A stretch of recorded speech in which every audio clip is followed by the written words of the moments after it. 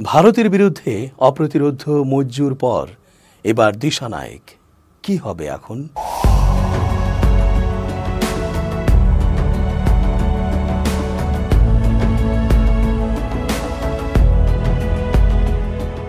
আসসালামু আলাইকুম প্রিয় দর্শক, আশা করছি ভালো আছেন। চেঞ্জ টিভির আন্তর্জাতিক চোখ অনুষ্ঠানে আমি এস.জে. রতন স্বাগত জানাচ্ছি আপনাদের সকলকে। ভারতের শত্রুর সংখ্যা ক্রমশ বাড়ছে। অবশ্য এই কথাটা ওই পতিত হাসিনা এবং তার দোসররা কখনোই বিশ্বাস করতে চাইবে না। ভারত নামের নিজের দেশটার যারা ভালো চায় না, এমন ভারতীয়রাও নিজেদের সমস্যাগুলো বুঝেও বুঝতে চাচ্ছে না। তাদের গোয়ার্তুমির কারণে বহুমতের দেশ ভারতটাকে তারা শেষ করে দিচ্ছে। মোদি এবং তার সরকার সেখানে মুসলমানদের ওপর নির্মম নির্যাতন নিপীড়ন চালাচ্ছে। এছাড়া অন্যান্য সংখ্যালঘুদের ওপরও তা করছে। নিষ্পেষণ করছে ক্ষুদ্র নৃগোষ্ঠীর নানা সংস্কৃতি ও ধর্মের মানুষদের। নিজেদের দেশেই তাই অস্থির অবস্থা বিরাজমান। একইভাবে প্রতিবেশী দেশগুলোর সাথেও বিভিন্ন ইস্যুতে টানাপোড়েন বাড়ছেই। ভারতের প্রতিবেশী দেশসমূহ বাংলাদেশ, পাকিস্তান, আফগানিস্তান, মালদ্বীপ, চীন, মায়ানমার, ভুটান, নেপাল, শ্রীলঙ্কা, এই দেশগুলোর মধ্যে ভুটান ও নেপাল ছাড়া প্রায় সবার সাথেই বিভিন্ন বিষয়ে বিরোধ লাগিয়ে বসে আছে মোদি সরকার। পরাশক্তি পাকিস্তান ও চীন তো চিরশত্রু। বাংলাদেশে খুনি হাসিনার আমলে সবচেয়ে প্রিয় বন্ধু ছিল ভারত। বিগত 53 বছরের হিসেবটাও কাছাকাছি। তবে 2024 এর গণঅভ্যুত্থানের বিপ্লবীরা নিঃসন্দেহে ভারত বিরোধী। যদিও অন্তর্বর্তী সরকারের কিছু উপদেষ্টা ও কর্মকর্তাদের ভূমিকা নিয়ে ইতোমধ্যে নানা আশঙ্কা তৈরি হয়েছে। বিশেষ করে গণমানুষের এত প্রতিবাদ উপেক্ষা করে গজলডোবা ও ডম্বুর বাঁধ খুলে পানি ছেড়ে দিয়ে ভয়াবহ বন্যায় দেশের দক্ষিণ পূর্বাঞ্চলকে ভাসিয়ে দেয়া এবং সম্প্রতি তিস্তা বাঁধ খুলে দিয়ে দেশের উত্তরাঞ্চলকে নতুন করে বন্যায় প্লাবিত করে দেওয়ার পরও ভারতে দুর্গাপূজাকে কেন্দ্র করে 3000 মেট্রিক টন ইলিশ পাঠানোর অনুমোদন দেয়া এবং কম দামে ভারতের ব্যবসায়ীদের কাছে চালানের পর চালান ইলিশ পাঠানো, সীমান্তে হত্যার প্রতিবাদ জানিয়ে আবার নমনীয় হওয়া, ভারতের সাথে সম্পর্কের কথা ভেবে দেশের অভ্যন্তরে দলগুলোর মধ্যে ভাঙন তৈরি এবং আওয়ামী লীগকে আবারও পুনর্বাসিত করার ঘৃণ্য ইচ্ছে থেকে বিপ্লবের গুরুত্বকে হালকা করে ফেলার প্রয়াস নেয়া মানুষগুলো বাদে সারা বাংলাদেশের আপামর জনগোষ্ঠীর ধিক্কারের রাষ্ট্র ওই ভারত, যাদের সহায়তায় গুলি ও খুন করা হয়েছিল জুলাই আগস্ট মাসের এক দফার আন্দোলনের আপামর ছাত্র ও জনতাকে। সেই ভারতকে বাংলাদেশে যেমন কখনো বন্ধু ভাবতে পারে না, একইভাবে প্রতিবেশী অন্যান্য দেশগুলোও নয়। ফলে মোদি গদি ও রাষ্ট্র বাঁচাতে প্রতিবেশীদের নিয়ে চিন্তার শেষ নেই ভারতের। মালদ্বীপের প্রেসিডেন্ট মোহাম্মদ মুইজ্জুর উত্থানের পর এবার নয়াদিল্লির চিন্তা শ্রীলঙ্কার বামপন্থী প্রেসিডেন্ট অনুঢা কুমার দিশানায়েকে নিয়ে।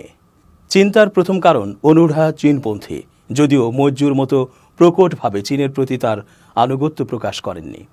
দ্বিতীয় কারণ, দেশের তামিল জনসাধারণ তাকে সিংহলীদের কাছের নেতা হিসেবে বিবেচনা করেন।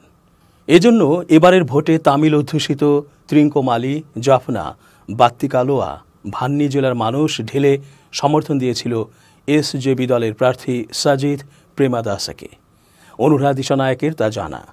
তার প্রতি তামিল জনগণের অনাস্থা তামিলনাড়ুর রাজনীতিতেও প্রভাব ফেলতে পারে। তৃতীয় কারণ, মজ্জুর মতো অতটা উগ্রভাবে না হলেও এই ভোটে অনুঢা ভারত বিরোধী আবেগে কিছুটা উস্কানি দিয়েছিলেন। এজন্য ভারত কিছুটা সাবধানী। সাউথ ব্লকের ধারণা, সংসদ ভেঙে শিগগিরই নির্বাচনের ঘোষণা দেবেন অনুঢা দিশানায়েকে। নতুন প্রধানমন্ত্রী নির্বাচিত হওয়ার পরই বোঝা যাবে নতুন প্রেসিডেন্ট ভারতকে কতটা কাছে টানবেন অথবা কতটা দূরে ঠেলার চেষ্টা করবেন। শ্রীলঙ্কার সাম্প্রতিক ঘটনাপ্রবাহ অবশ্য গভীরভাবে পর্যবেক্ষণ করছিল ভারত। 2 বছর আগের অর্থনৈতিক সংকট, সেই সংকট ঘিরে সামাজিক অসন্তোষ তীব্র হয়ে ওঠা, অসন্তোষের সামাল দিতে না পেরে তৎকালীন প্রেসিডেন্ট গোতাবায়া রাজাপক্ষের দেশ ত্যাগ ক্রমেই জনপ্রিয় করে তুলছিল অনুঢা দিশানায়েকে। সেই জনরোষের নেতৃত্ব দিয়েছিলেন তিনি।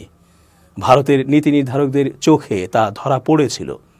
তখন থেকেই চীনপন্থী বামদল জনতা বিমুক্তি পেরামুনার যে ভিপি নেতা অনুঢা দিশানায়েকের সঙ্গে ভারত একটা সম্পর্ক গড়ে তুলতে আগ্রহী হয়। এবছর ফেব্রুয়ারি মাসে যে ভিপি ও এনপিপি জোটের এক প্রতিনিধি দল ভারত সফর করে বিজিতা হেরাথ, নিহাল আবেসিংহে, অধ্যাপক অনিল জয়ন্তের সঙ্গে প্রতিনিধি দলে ছিলেন অনুরা কুমার দিশানায়েকে। তারা গুজরাটেও গিয়েছিলেন। সেই সফরে দিল্লিতে ভারতীয় নেতৃত্ব ও পররাষ্ট্র মন্ত্রণালয়ের সঙ্গে অনুরা বৈঠকও করেন। সাউথ ব্লকের এক সূত্র এ প্রসঙ্গে বলেন, দিল্লির কাছে অনুরা দিশানায়েকে তাই একেবারে অজানা নন। সম্পর্ক স্থাপনের প্রচেষ্টাও গোড়া থেকে শুরু করতে হবে না। এ কারণে নির্বাচনের পর কালক্ষেপণ না করেই প্রেসিডেন্ট অনুরা দিশানায়েকে অভিনন্দন জানান প্রধানমন্ত্রী নরেন্দ্র মোদী। এক্স মারফত তিনি বলেন, ভারতের প্রতিবেশী প্রথম নীতিতে শ্রীলঙ্কার এক বিশেষ অবস্থান আছে। দুই দেশ ও এই অঞ্চলের জনগণের মঙ্গলের জন্য দুই দেশের বহুমুখী সহযোগিতার বন্ধন আরও দৃঢ় করতে আপনার সঙ্গে ঘনিষ্ঠভাবে কাজ শুরুর অপেক্ষায় থাকছি। অনুরা দিশানায়েকেও কালক্ষেপণ না করে ওই দিনই অর্থাৎ 23 সেপ্টেম্বর এক্স হ্যান্ডেলে মোদির উদ্দেশ্যে লেখেন, আপনার মহানুভবতা ও সমর্থনের জন্য ধন্যবাদ। আমাদের দুই দেশের সম্পর্ক দৃঢ় করতে আপনার সঙ্গে আমিও সহমত। দুই দেশের জনগণ ও সমগ্র অঞ্চলের মানুষের কল্যাণ সাধনে আমরা দুজন মিলে সহযোগিতার ক্ষেত্র বিস্তার করতে পারি। অভিনন্দন জানানো ও কালবিলম্ব না করে তার প্রত্যুত্তরকে সাউথ ব্লক ইতিবাচক বলেই মনে করছে। ভারত মনে করছে চীনের স্বার্থ উপেক্ষা না করলেও অনুরা দিশানায়েকে ভারতের প্রয়োজনীয়তা অনুভব করে বাস্তববাদী হয়ে উঠতে পারেন। পারস্পরিক সেই বিশ্বাসের আধার তৈরি করা গেলে সম্পর্ক আর যাই হোক আড়ষ্ট হবে না। এক কূটনীতিকের কথায়, মালদ্বীপের সঙ্গে কিছুদিন আগেও যে আড়ষ্টতা বিদ্যমান ছিল, এখন তা অনেকটাই সহজ হয়েছে। এটা কূটনৈতিক সাফল্য। আশা করা যায় শ্রীলঙ্কার সঙ্গে দ্বিপক্ষীয় সম্পর্কের শুরুটা মালদ্বীপের মতো হবে না। তিনি অবশ্য বলেন, সম্পর্কের প্রকৃত গতি প্রকৃতি বোঝা যাবে পার্লামেন্ট নির্বাচনের পর।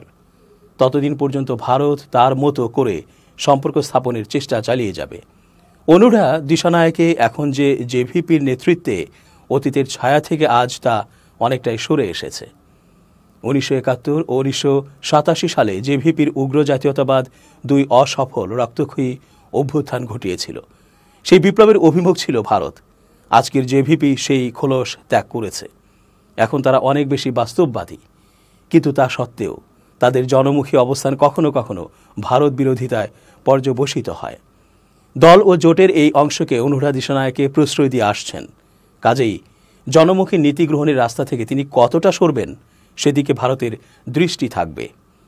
নির্বাচনী প্রচারের সময় অনুরা দিশানায়েকে উত্তর শ্রীলঙ্কায় আদানি গোষ্ঠীর সৌর বিদ্যুৎ প্রকল্প বাতিলের হুমকি দিয়ে রেখেছেন। কলম্বোয় কন্টেইনার বন্দর প্রকল্পও রয়েছে এই গোষ্ঠীর হাতে। ঝুঁকির মুখে পড়তে পারে সেটিও।